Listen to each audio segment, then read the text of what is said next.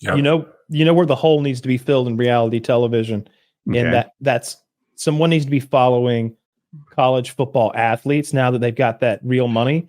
Dude, if you were just following the UGA Bulldogs and like you like picked 4 of the stars or 4 of the main characters or whatever, you'd see some shit. You'd see some shit, because I don't know if y'all follow the headlines. I get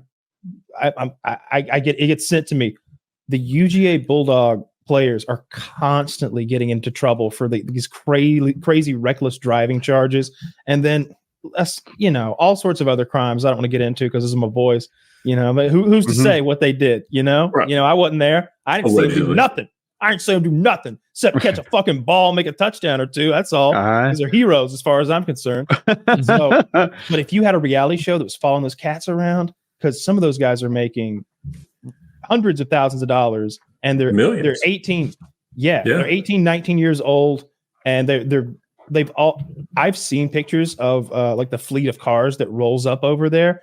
Everybody's got a fucking fast car, and they've got Trackhawks and shit, and they're tooling around Athens, Georgia, and getting these ridiculous speeding tickets and putting people at risk. And they can't be doing that anymore. Now they're down at rank 5, lowest they've been, and not in the playoff. Yeah. There's 12. Is it 12? Yeah, you're probably right. Yeah, it's a beautiful system because you can lose a couple. The problem is, day after tomorrow they play number 1 Texas, right? So we're going to see what's going to be a tough day, yeah. So do you think that they'll be faced with the idea of walking the NIL stuff back at some point where they're like, I mean, I know it's a bell you can't unring, but like, are they going to realize, we really shouldn't have had this funny. happen? I was just thinking about that. So we had Mr. Beast on the show. And if you remember his early videos, he used to give like tons of money to strangers, waitresses, whatever. He gave a homeless guy 10 grand, which I thought was a really kind act. Like, imagine how you could clean up your life with that. And he's like, regrets on that one. Turns out, if you give a homeless man 10 grand, that is not the act of kindness that you think it is. Yeah. He's going to make a lot of terrible decisions that hurts himself. Like, so Bums night out. I wouldn't do that one again.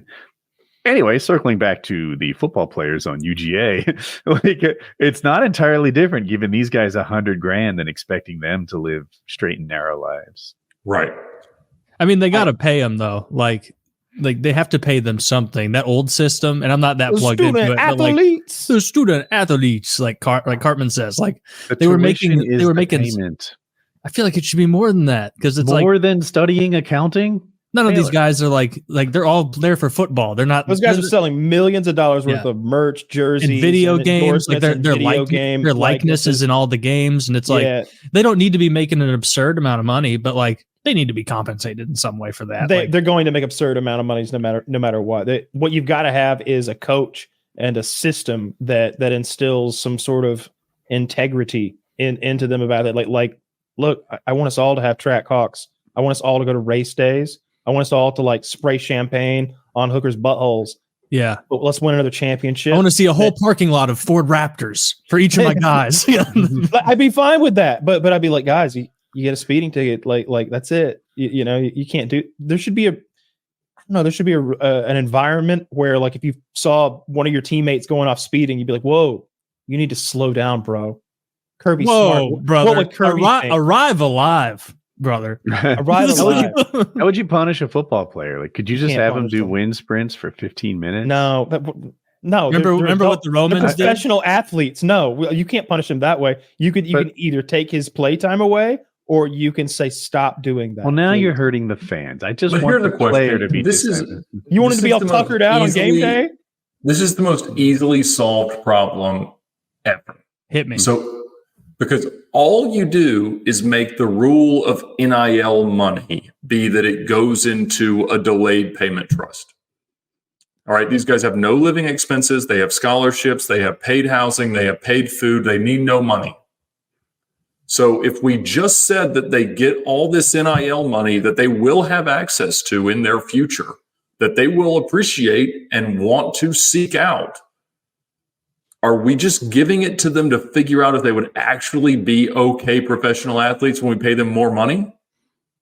I think that's a pretty decent Yeah. solution. I haven't thought about the externalities. I think they're going to but sue for their money. makes sense. I hope they're watching. Oh, Yeah. They're just going to borrow against like the money and like get cash. You know, like all you got to do is go to the bank and say, "You see this contract right here? Yeah, I got $4 million coming my way in 18 months. How about running me up a line of credit real quick?" The good old Allen Iverson deal. Yeah, I didn't know Did you do that? I didn't know that, but I was just Allen Iverson. We can get some money out of this. Reebok did Allen Iverson the biggest favor that any athlete's ever been given is they delayed a huge portion of his payment until he was 50 years old. What? Wow. And he only got it a few years ago. Mm-hmm. And Iverson was like separated from his wife and he was living out of the embassy suites in Buckhead. And they were playing, he and his boys were playing Monopoly with like real cash in the lobby every night. And it was all his money. And I'd have to write him temp tags every month for his Lamborghini because he was like, he would never pay the taxes and register it. And it eventually got impounded and it had like, I used to write all our temp tag. In Georgia, we should like handwrite the dates of the expiration on them. And it could only be like 30 days out. And I always did it in calligraphy. And so like I saw a darn picture and I'm like, oh my gosh, that was one I did. And we had to go through it. I've got the darn title to his car upstairs because they lost it in the mail. But he had taken out so many loans against the money that he was going to get when he was 50. The only thing he got to keep was essentially the risk spread because he actually did get it and he paid him off. But it was so. He's all right now, I guess. But I mean, he got like not arrested, but like moved away by the cops for panhandling once. Really? Yeah, I know his wasteful spending was wild.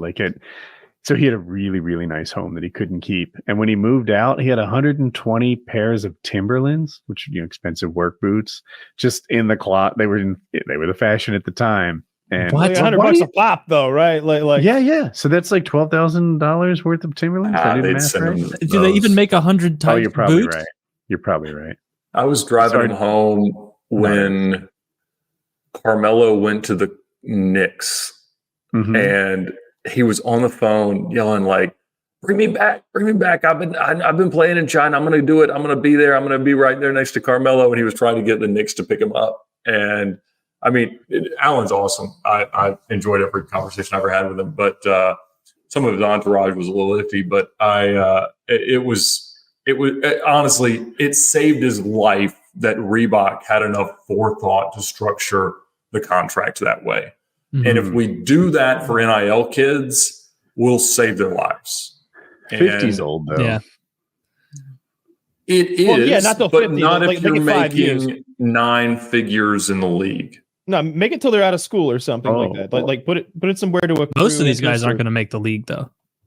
Yeah, make it. That's great. So let them live off of the interest until they're 25 years old, and then let them have access to the principal, and they'll be fine. And you can build the greatest hedge fund of all time, managing their money in the Players Association because you can run it through the NFL.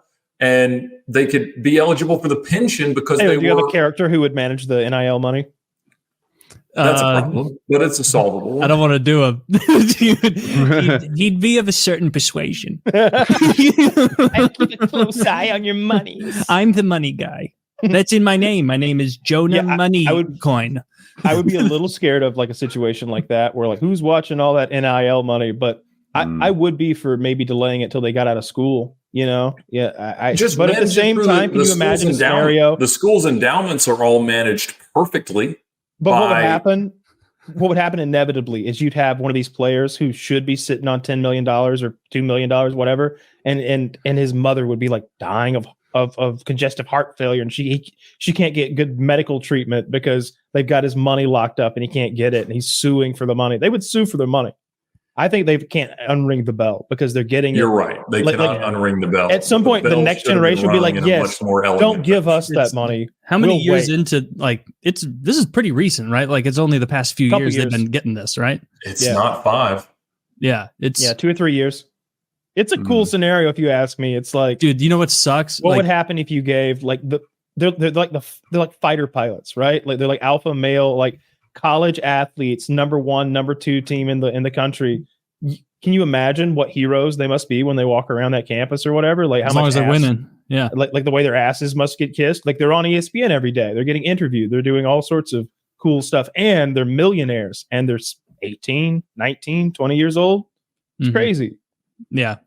Yeah. No lock and load for those boys. Don't worry, they won't stay millionaires. Oh, they need some lock and load. They won't stay millionaires. Full. And there's a 0% chance they've learned even one thing in college.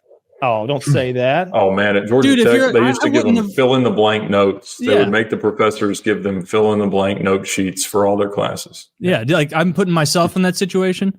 I'm worth millions of dollars and I'm in college and I think it's likely I go pro in a sport. I don't give a fuck about any class at all. At all. Who gives a shit? I'll beat up some nerd. Or I'll pay some nerd. I guess not beat up. I could just pay the nerd to give me the answers to the test. Look here, Moneysteen. Well, but your plan B is not go use your world history degree. Your plan B is coach high school. So that's a deep plan B. Right. But that's it. That's what they think, and that's what they do. Well, I'm going to fly the B-2 bomber stealth plane, and my backup plan is a bus. You know, they fly those out of Missouri. Yes, they do. We have a lot of Boeing is a Missouri-based company. You guys struck. I say you guys. I mean your local B-2 stealth bombers. You guys struck. I'm tired with some Houthi targets in the Middle East. Like today, you flew nonstop from Missouri to the Middle East. It's the worst place to put them. Missouri's not close to any other country. I think that's the idea. I think it's so far away. It's like these are pretty expensive. Let's keep them safe. They're keeping them safe. They're keeping them safe. Yeah.